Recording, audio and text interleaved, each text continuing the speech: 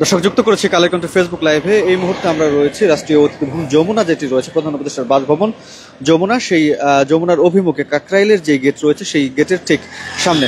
যদি একটু জানিয়ে রাখি, মানবতা বিরোধী অপরাধে অভিযোগে ক্ষমতাচ্যুত সাবেক প্রধানমন্ত্রী শেখ হাসিনা সহ ৩ জনের মামলার রায়ের যে তারিখ, সেই তারিখে ঘোষণা হবে কিন্তু আজকে। এই মুহূর্তে কিন্তু আমরা যমুনার যেই প্রবেশ মুখ কাকরাইলের যে গেট রয়েছে সেই গেটের ঠিক সামনে কিন্তু আমরা এই মুহূর্তে রয়েছি। জুলাই গণঅভ্যুত্থানের সময় হত্যাসহ মানবতা বিরোধী অপরাধের অভিযোগে ক্ষমতাচ্যুত সাবেক প্রধানমন্ত্রী শেখ হাসিনা সহ তিন জনের বিরুদ্ধে করা মামলার রায়ের তারিখ আজ ঘোষণার দিন ধার্য করা হয়েছে। যদি একটু জানিয়ে রাখি, বিচারপতি মোহাম্মদ গোলাম মর্তুজার নির্দেশে নেতৃত্বে 3 সদস্যের আন্তর্জাতিক অপরাধ ট্রাইব্যুনাল 1 গত 23 অক্টোবর এই দিন ধার্য করে আদেশ দেন।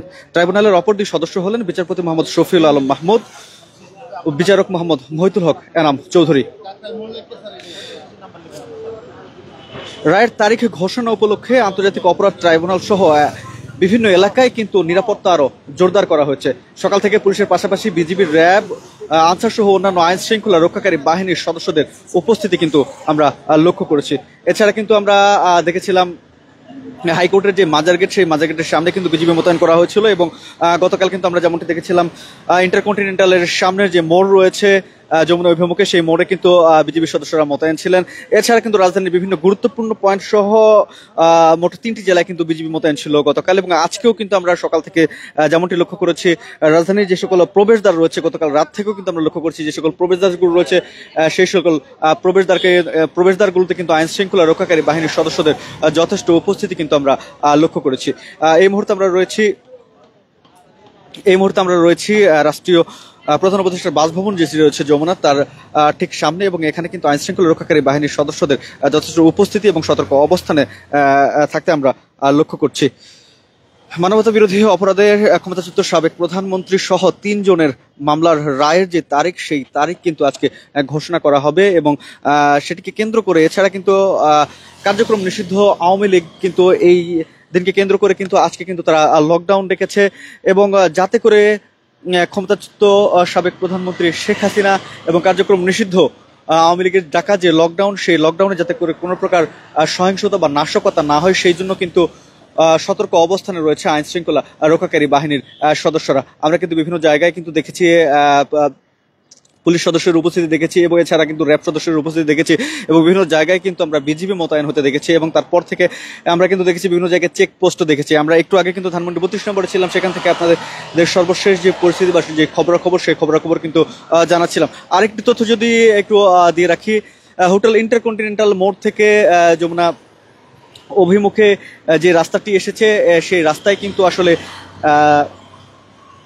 আটকানো হচ্ছে এবং যারা একদম সাধারণ মানুষ রয়েছে তাদেরকে অন্য রাস্তা ব্যবহার করতে বলা হয়েছে। একটু আগে কিন্তু আমরা সেখানে ছিলাম এবং সেখানকার যে পরিস্থিতি, সেই পরিস্থিতিটা কিন্তু আমরা সেখানে লক্ষ্য করেছি এবং এই মুহূর্তে আমরা রয়েছি ঠিক কাকরাইল দিয়ে যে প্রবেশ মুখ যমুনা অভিমুখে, সেই প্রবেশ মুখে এখানে কিন্তু বিজিবির সদস্যরা রয়েছে। এছাড়া এবং অন্যান্য আইন শৃঙ্খলা রক্ষাকারী বাহিনীর যে সকল সদস্যরা তারাও কিন্তু এখানে রয়েছে এবং কার্যক্রম নিষিদ্ধ আওয়ামী লীগের এই ডাকা লকডাউনে যাতে করে কোনো প্রকার কোনো সহিংসতা না হয় সেই জন্য কিন্তু আমরা আইন শৃঙ্খলা রক্ষাকারী বাহিনীর সদস্যদের যথেষ্ট পরিমাণ সতর্ক অবস্থানে থাকতে দেখেছি, বিভিন্ন জায়গায় চেকপোস্ট দেখেছি।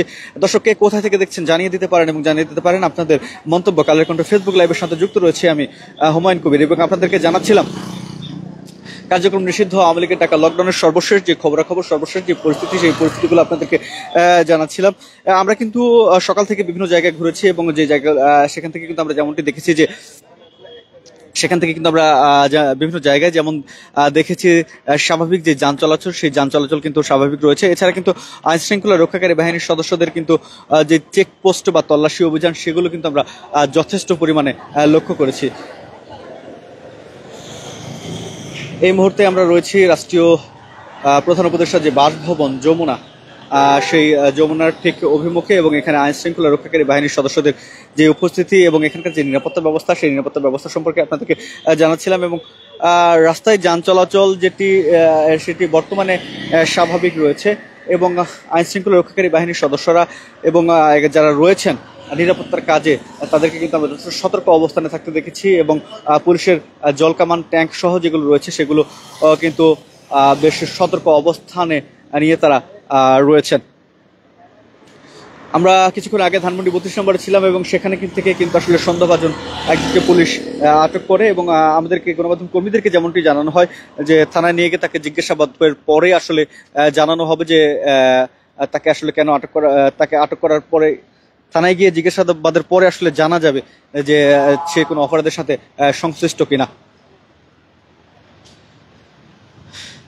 মানবতা বিরোধী অপরাধে অভিযুক্ত সাবেক ক্ষমতাচ্যুত সাবেক প্রধানমন্ত্রী শেখ হাসিনা সহ 3 জনের বিরুদ্ধে আজকে কিন্তু রায়ের যে তারিখ সেই তারিখটি কিন্তু ঘোষণা করা হবে এবং এই তারিখ ঘোষণাকে কেন্দ্র করে কিন্তু আমরা যেমনটি দেখেছি আওয়ামী লীগ কিন্তু আসলে লকডাউন ডেকেছে এবং তার